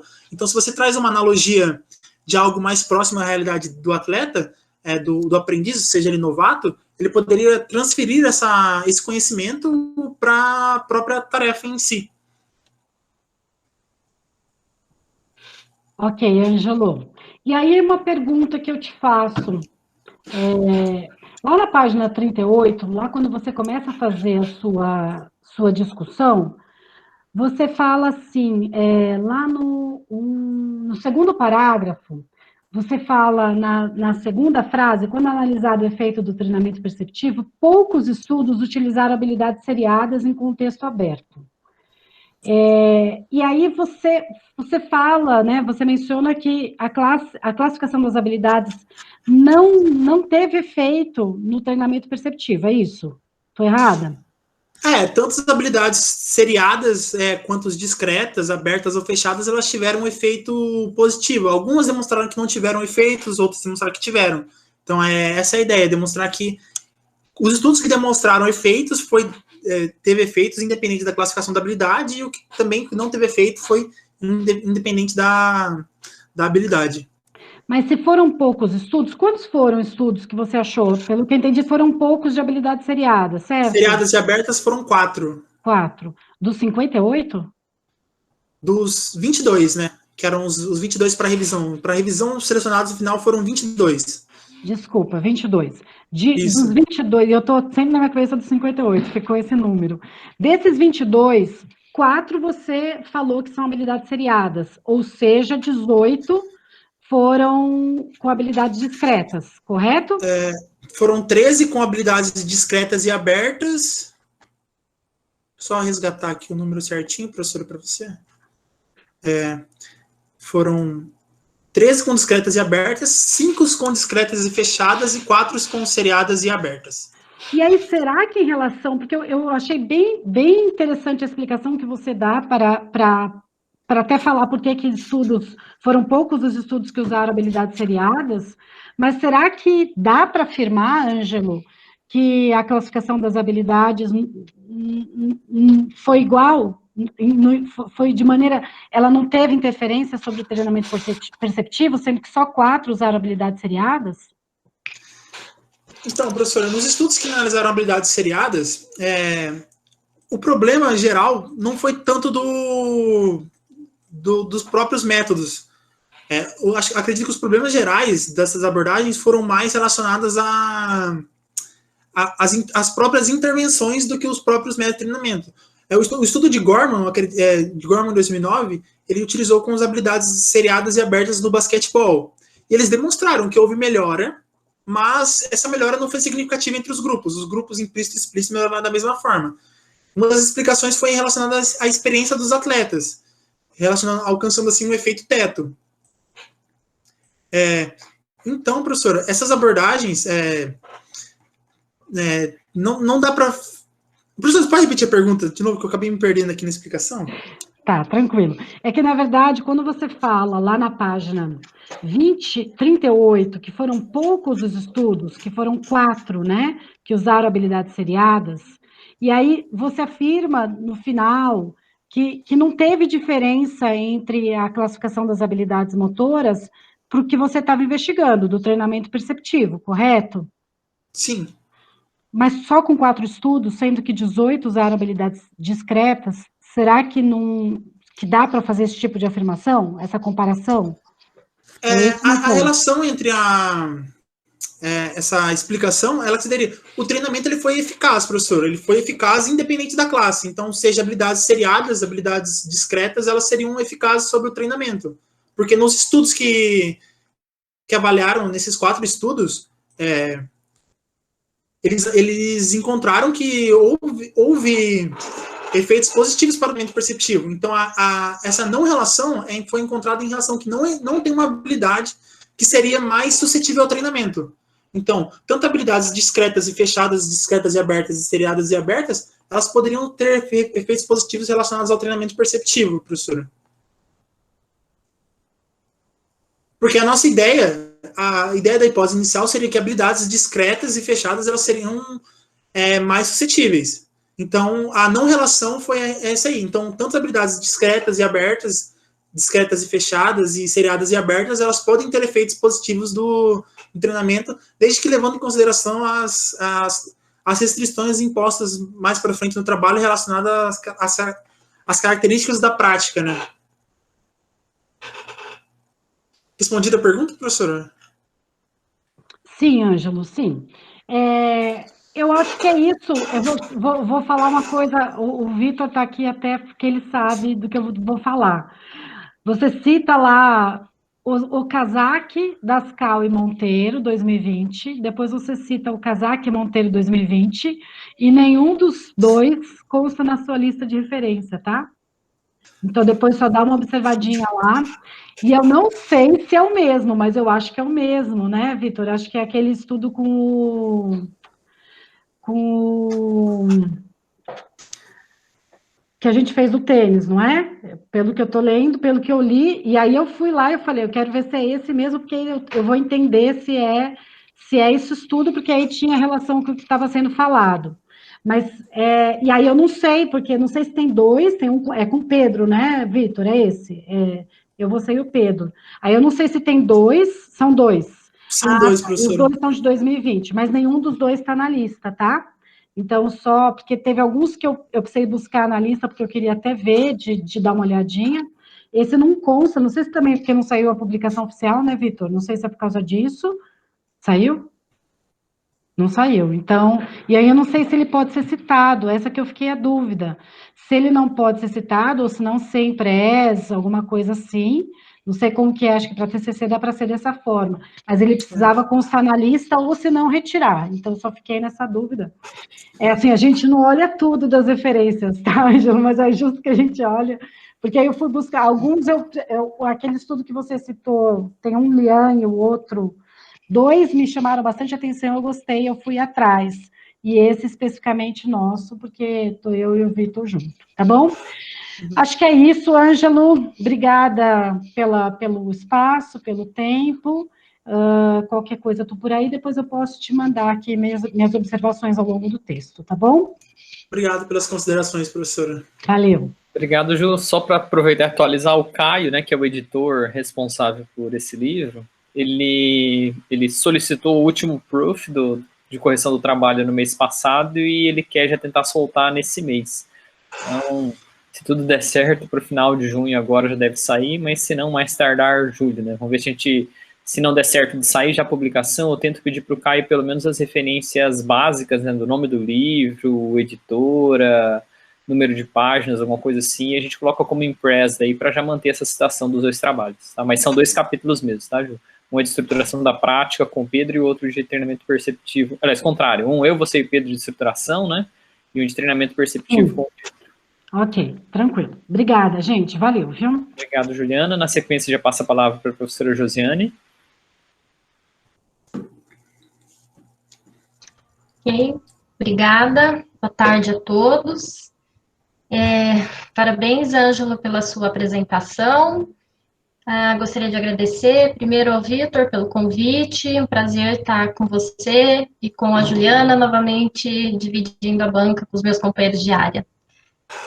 Eu e a Juliana estávamos em uma outra banca, né, Ju, fechamos uma porta totalmente diferente, né, e abrimos outra aqui, a gente tem que mudar o foco, a gente chega até meio perdido, né, mas já deu tempo de situar, o Ângelo ministrou uma aula aí pra gente sobre treinamento perceptivo, né, vou tentar ser breve, tá bom, Ângelo? Eu tenho um compromisso agora logo depois das 5 horas, tá bom? Então, eu vou tentar ser um pouquinho mais pontual e as minhas sugestões já estão lá no Drive para você, tá bom? Que você preferiu compartilhar, eu acabei utilizando dessa forma.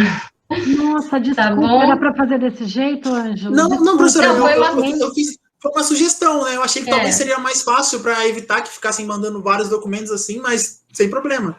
Tá, desculpa, tá? Não, relaxa, professora. Um ponto da minha fala tem relação com o que a Juliana começou a falar, né? Só que a Ju abordou um pouquinho mais em relação ao título em si, por isso que eu não quis entrar, tá? Na hora, mas eu acho que tem toda a relação com o que a Juliana já pontuou. E aí, no começo da sua apresentação, até pelo menos a parte dos resultados, eu me senti muito mais situada na sua fala e na sua apresentação do que no seu texto. Quando eu estava lendo, eu achei que está bem complicado a fluidez para entender o seu problema, a sua justificativa e o que você está apresentando nos resultados de discussão. Então, até metade, né, até os seus resultados, eu falei, nossa, olha, por que ele não seguiu esse desenvolvimento das ideias como ele fez na apresentação? Eu senti dificuldade no seu texto caminhar com uma analogia fluida como você colocou na sua apresentação, tá? Então, eu tomei a liberdade de pensar em uma organização para isso, você fica à vontade, junto com o seu orientador, para considerar se isso é relevante ou não, até não sei se vocês vão pensar em publicar esses dados e tudo mais, tá bom? Então, começando, né, por essa parte que a Juliana colocou em relação ao título, na verdade, não me preocupei tanto com o título em si, mas com o que realmente você pretende refletir no seu trabalho de revisão. Então, você apresenta a sua problemática, mas ela acaba não ficando tão clara, porque depois você não discute especificamente sobre a sua problemática. Você levanta várias outras questões que você encontra na literatura, mas você não discute especificamente o que você quer responder. Então, a questão da Juliana em cima, da aprendizagem implícita, explícita, as diversificações, as diferentes metodologias que são trabalhadas para a investigação dessa mesma forma de aprendizagem, eu percebi que isso ficou muito rebuscado no seu texto, isso ficou bastante complicado de entender. Tá? E aí, eu coloquei, depois você vai ver, tem um comentário no começo lá da discussão, tá bom? Porque eu li todo o texto, aí quando eu cheguei lá na discussão, aí eu consegui meio que fazer essa organização. Depois, se você não entender meu comentário, eu estou à disposição, ou qualquer outro comentário que eu tenha feito, tá bom? Estou à disposição. Então, a literatura aponta para a gente, nos estudos de revisão sistemática, uma certa organização para apresentação da nossa problematização, deixando bem claro, primeiro ponto, utiliza-se o acrônimo PICO, não sei se você leu textos sobre metodologia de revisão sistemática que apresentam o PICO. Professora, alguns eu já tenho familiarizado, porque eu fiz um curso de revisão sistemática, mas agora eu não me recordo muito bem. Eu tentei seguir mais ou menos essa linha de raciocínio, tá? Então, a minha sugestão é que você tente organizar na sua introdução uma problematização de acordo com o PICO. Então, que você deixe bem claro para o leitor qual é a população que você almeja. Então, em alguns momentos, você só para situar, população, intervenção, comparação e desfecho. Tá? Então, a minha sugestão é seguir isso para você fechar a sua introdução com, olha, o meu problema é esse. Tá? Então, em relação à população, eu percebi que em vários momentos do texto você fala de novatos e você fala de experientes, mas em nenhum momento você diferencia essas formas de treinamento para essas duas populações. E essa população, ela está contida ali em todos os textos que entraram na sua revisão. Né? Então, a população, eu entendo que você está caracterizando enquanto novatos e experientes. Em relação à intervenção, a minha sugestão é que você está trabalhando, ou você coloca ali efeitos dos diferentes tipos de treinamento, como efeito no desempenho e como efeito na aprendizagem. Só que você não diferencia isso. E eu entendi que você colocou isso como como uma problemática do seu estudo, né? Tanto é que em vários momentos você chama de aprendizagem, como a Juliana colocou, aprendizagem implícita e explícita. E você também apresenta que alguns desses efeitos, eles são temporários, ou eles podem ser apenas temporários, porque no delineamento dos estudos revisados, eles não utilizaram delineamento de aprendizagem motora. E aí você utiliza o argumento de análise das curvas de aprendizagem para dizer sobre o platô. Ok, não há problema em relação a isso. Só que eu acho que isso tem que vir já da introdução. Eu acho que isso tem que estar lá na frente, para situar o leitor sobre o que você vai abordar na sua revisão. Em relação à comparação, é o que você quer fazer, né? É realmente o seu problema. Treinamento perceptivo implícito é diferente do explícito? Os efeitos dele é diferente? Onde ele é diferente? Ou se é diferente, em quais habilidades motoras? A literatura tem utilizado mais tarefas dessa natureza, dessa natureza. Por quê? Por que eles preferem tarefas discretas? Quais são as características dela? Por que é mais fácil avaliar as tarefas discretas? Né? As tarefas fechadas, por que as fechadas? Por que não as abertas? O que a literatura tem apontado em relação a isso? Então, é isso que você vai comparar.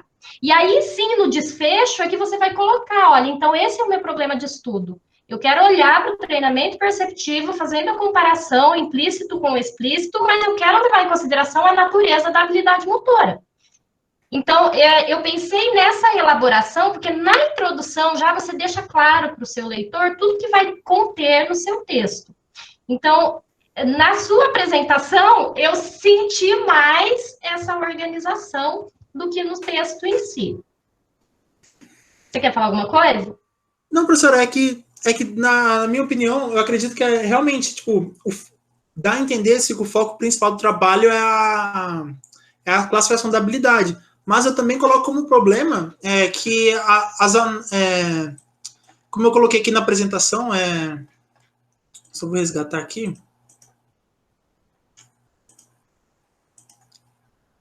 E também que esses delineamentos de treinamento, né, que quando você está demonstrando uma melhora no desempenho de alguém, é necessário alguns delineamentos específicos, né? E isso seria algum problema das pesquisas. Então, também, porque a sistematização desses procedimentos, eles ajudariam a fornecer evidências sobre o treinamento. Então, não sei se eu expliquei bem, professora. Eu coloco até como uma possibilidade, não sei, para vocês analisarem, de repente, na hora de discutir esses resultados, fazer uma subdivisão em relação a essas habilidades. Como você apresentou, né? Você colocou uma organização lá nos resultados em forma de figuras. Você seguir essa organização das figuras na hora de apresentar os resultados. Porque senão as coisas ficam perdidas e você acaba não explicando realmente o que você quer responder em relação ao seu problema. Porque um estudo traz uma coisa, outro estudo traz outra coisa, e você acaba se perdendo nessas informações que fogem necessariamente da sua problemática. Tá? Então, de repente, você usar esse organograma para seguir uma linha de raciocínio em cima do problema que você estabeleceu. Tá? Até daí lá na introdução eu coloquei algumas perguntas, né? Não vou fazer aqui, mas é mais para direcionar realmente o que eu senti um pouco de falta. Por exemplo, as diferenças do treinamento implícito e explícito, que você vai falar lá na revisão. Então, tem vários conceitos, coisas que são importantes para situar o leitor, que eu penso que pode estar aqui na introdução, né? De maneira mais objetiva, mas que sejam mais importantes aqui na introdução do que lá na discussão em si. Então, como a diferença de treinamento implícito e explícito, por que analisar diferentes tarefas, então, diferentes habilidades, né? Habilidades com diferentes características, diferentes classes, que é a sua problematização. Tá? Então, essa é a minha sugestão, pensando na introdução. Daí lá tem alguns comentários para você, tá bom? Em relação aos métodos, uma coisinha bem rápida, você esqueceu de colocar tudo no passado, tá bom? Então, tudo já foi feito. Então, tem bastante coisa que ainda está no futuro, tá bom? Como escrita de projeto, tá bom? Aí, uma pergunta. Foi avaliado a qualidade da metodologia e das evidências dos estudos que entraram ou não? Não, professora, essa parte de análise de qualidade, ela não foi feita em função da dificuldade de criar um instrumento que contemple os critérios de um treinamento perceptivo, né? Porque poucos estudos avaliaram assim algumas revisões sistemáticas sobre treinamento perceptivo e foi difícil encontrar algum. Foi até uma discussão que a gente teve no grupo que talvez a gente teria que pegar alguns delineamentos, alguns estudos relacionados ao motor e meio que adaptar para esse tema, então ela não foi feita, professora. Tá, porque daí eu ia, né, talvez algum estudo realmente que direcione exatamente para a temática seja complicado, talvez você tenha que utilizar algum instrumento que seja mais generalizável, né, mas que em alguns casos pode não ser também o mais indicado, tá, mas era só para, como não está aqui, imaginei, tá bom? E aí, uma coisa que eu fiquei em dúvida. Afinal, os estudos que tiveram delineamento de aprendizagem motora, eles foram incluídos ou excluídos? Foram incluídos, professora. Todos os estudos com aprendizagem motora foram incluídos. Tá. Eu fiquei com essa dúvida devido ao que está apresentado no seu fluxograma. nos estudos que foram excluídos. Aí, talvez, pode... Deixa eu ampliar aqui, porque eu estou com um zoom pequenininho. Nos artigos que você colocou que foram removidos, os 33, você colocou não utilizaram intervenções de aprendizagem. E aí eu não entendi, porque como você colocou intervenções de aprendizagem, eu falei, o que será que ele quer dizer? Então, não é referente ao delineamento. Quais foram esses estudos? 5 que foram excluídos. Agora, esses estudos, eles... Eu acredito que eles não treinaram, por exemplo, eles não treinaram a habilidade, eles só avaliaram em relação ao... Não houve prática. Não houve prática, isso, exatamente, não houve prática de treinamento. Não houve prática de treinamento, isso, exatamente, não houve prática.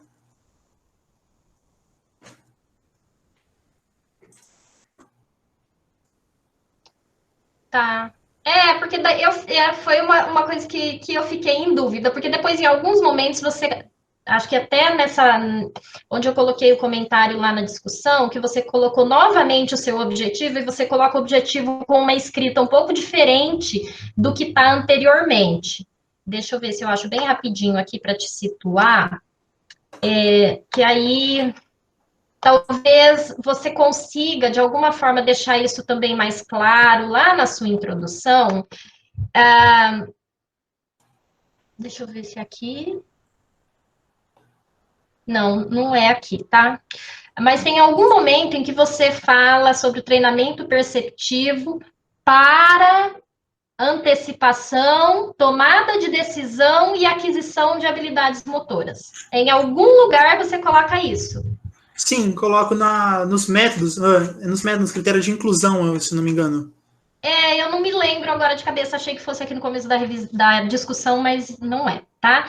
Então, aí já fica bem claro que, olha, você não vai olhar só para os estudos que fizeram avaliação de retenção e transferência, ou que tiveram delineamento de aprendizagem. Só que você discute muito isso, né, na sua revisão. Então, eu acho que você poderia repensar sobre como envolver isso, ou talvez até apresentar de maneira separada isso. Então, os estudos que, né, fizeram uma quantidade de prática, mas não tiveram esse cuidado, ou não tiveram esse objetivo de realizar os testes de retenção e transferência, e, de repente, até se há comparação, se é possível, né, fazer uma comparação entre esses achados ou não, tá? Então, assim, eu acho que a minha sugestão é que carece organização de todas essas informações que você traz na discussão que fogem da sua problemática. E eu acho que tem vários fatores aqui. O trabalho ele é muito rico porque tem muita informação, né? E eu acho que é um tipo de trabalho que é muito complicado e principalmente compilar isso num artigo, né? Então, na verdade, compilar num artigo, no meu ponto de vista, já é um trabalho difícil para o aluno da graduação, que está finalizando a graduação. Eu já entendo que é um formato de trabalho mais complicado para vocês, porque tem que ser uma compilação de ideias mais formada, né? E aí, quando se tem tanta informação assim, aí acaba perdendo realmente o foco da problemática do estudo, tá bom? Então, olha só, na organização, daí lá na introdução que eu coloquei para você, eu pensei da seguinte forma: você apresentou as suas hipóteses de estudo centrado no treinamento perceptivo, com a hipótese de que o treinamento explícito apresentaria melhores resultados comparado ao treinamento implícito. E a segunda hipótese de que haveria diferenças em relação à natureza das habilidades motoras, né?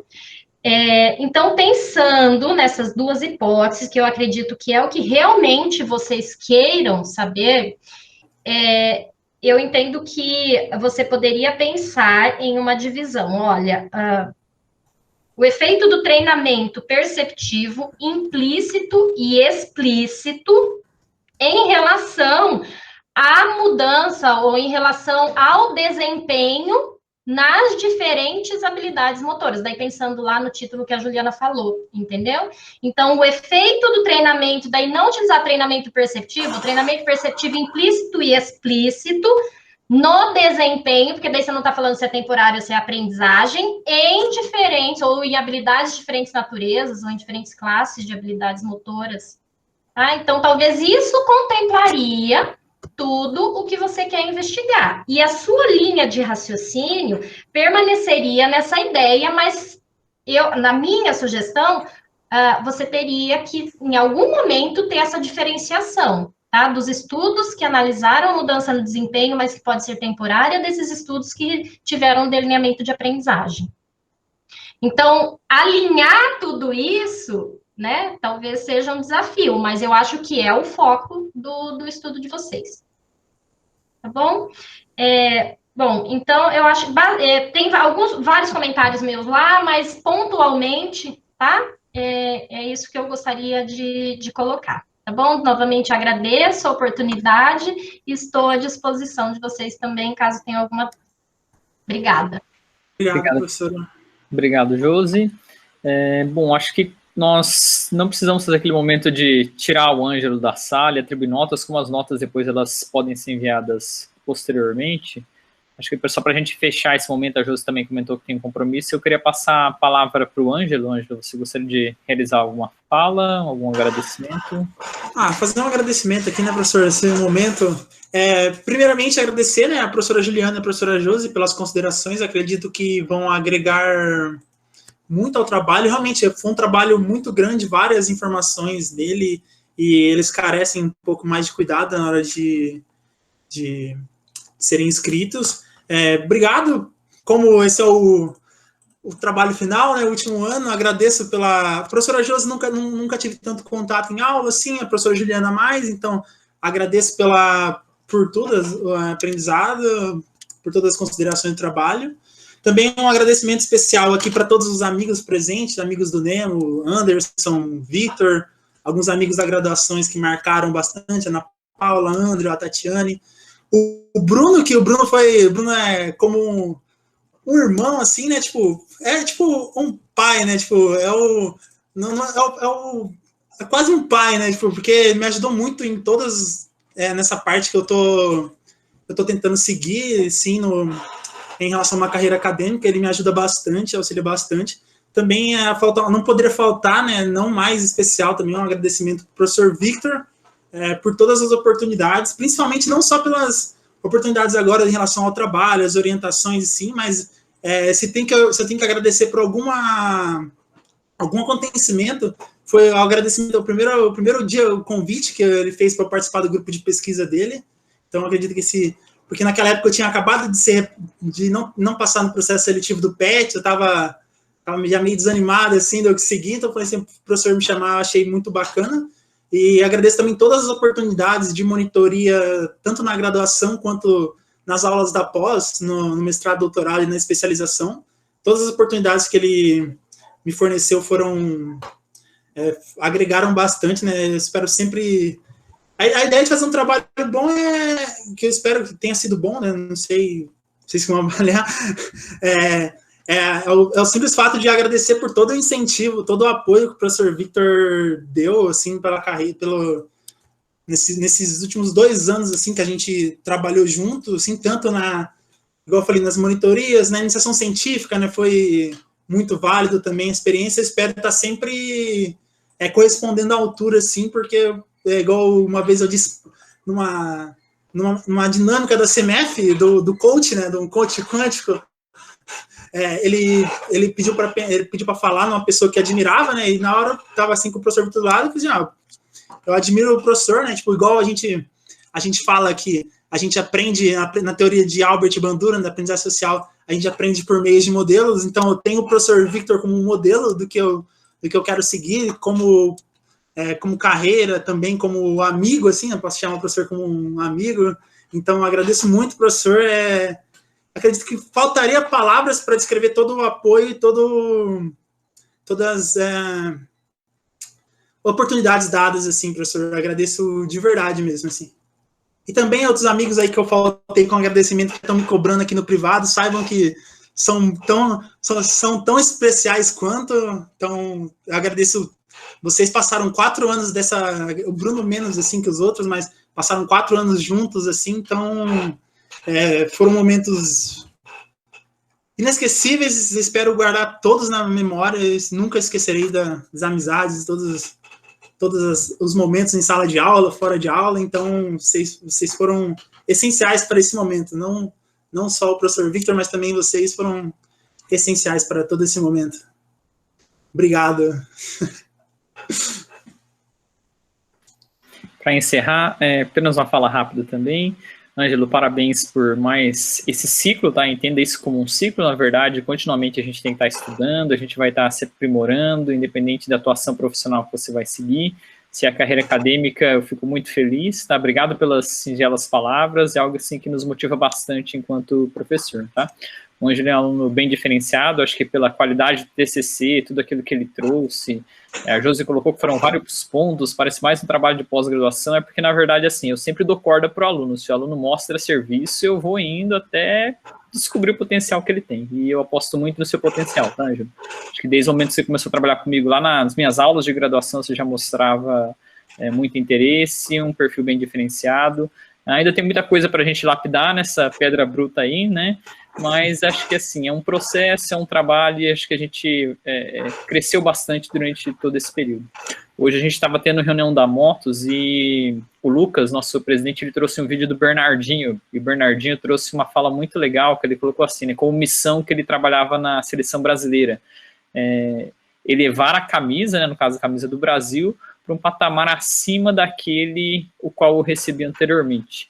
Eu acho que essa é uma meta legal, e acho que, assim, você, durante esse processo de graduação, a gente conseguiu pegar a camisa do Nemo, né, nesse caso, ou também as outras, do PET, das outras instâncias que você auxiliou, e acho que a gente percebe que o Ângelo, ele evoluiu, ele melhorou durante todo esse processo, tá? Então, eu fico bem feliz em poder participar, poder ajudar de alguma forma, mas eu falo que nós somos meros coadjuvantes, vocês, alunos, é que, na verdade, são nossos objetivos primários. Então, a gente fica muito contente com essa formação que vocês vêm adquirindo na UEL conosco, tá bom? Parabéns por mais esse ciclo, começam outros ciclos, outros momentos, e nós, juntamente, né, com a Ju, a Josi, nós estaremos sempre à disposição para ajudar naquilo que nos couber, tá bom?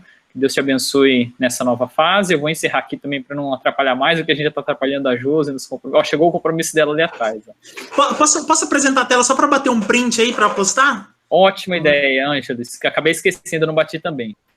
É isso, gente. Vou encerrar a gravação. E eu aguardo daí as notas da professora Juliana, da Josiane, depois a gente vê também os comentários. Ju, Josi, mais uma vez, muito obrigado pela colaboração. A gente vai trabalhar depois naquilo que for possível para esse momento para o TCC, mas eu já havia acordado com o Ângelo da gente trabalhar depois na versão do artigo, aprimorando até a questão de análise de qualidade. Tem alguns alunos ali do Nemo que vão estar auxiliando nesse processo, tá bom? Então, vou encerrar a gravação aqui, encerrando esse momento.